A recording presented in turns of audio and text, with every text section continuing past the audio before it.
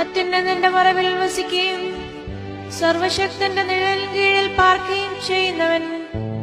യഹോവയെ കുറിച്ച് അവൻ എന്റെ സങ്കേതവും കോട്ടയും ഞാൻ ആശ്രയിക്കുന്ന എന്റെ ദൈവവും എന്ന് പറയുന്നു.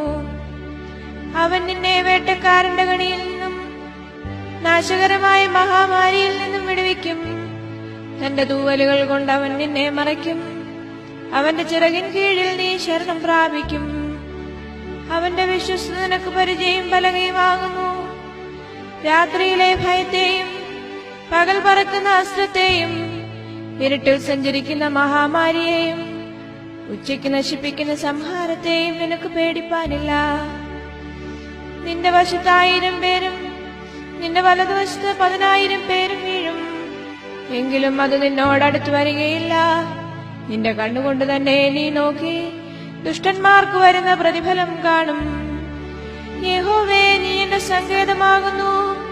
നീ അത്യുന്നതനെ നിന്റെ വാസസ്ഥലമാക്കിയിരിക്കുന്നു. ഒരനർത്ഥവും നിനക്ക് ഭവിക്കുകയില്ല, ഒരു ബാധയും നിന്റെ കൂടാരത്തിന് അടുക്കുകയില്ല. നിന്റെ എല്ലാ വഴികളിലും നിന്നെ കാക്കേണ്ടതിന് അവൻ നിന്നെക്കുറിച്ച് തന്റെ ദൂതന്മാരോട് കൽപ്പിക്കും. നിന്റെ കാൽ കല്ലിൽ തട്ടിപ്പോകാതിരിക്കേണ്ടതിന് അവർ നിന്നെ കൈകളിൽ വഹിച്ചുകൊള്ളും. സിംഹത്തിന്മേലും അണലിമേലും നീ ചവിട്ടും. ബാലസിംഹത്തെയും പെരുമ്പാമ്പിനെയും നീ മെതിച്ചു കളയും. അവൻ എന്നോട് പറ്റിയിരിക്കാൽ ഞാൻ അവനെ വിടുവിക്കും. അവൻ എന്റെ നാമത്തെ അറിയാൽ ഞാൻ അവനെ ഉയർത്തും. അവൻ എന്നെ വിളിച്ചപേക്ഷിക്കും, ഞാൻ അവന് ഉത്തരമരുളും. കഷ്ടകാലത്ത് ഞാൻ അവനോടുകൂടെയിരിക്കും.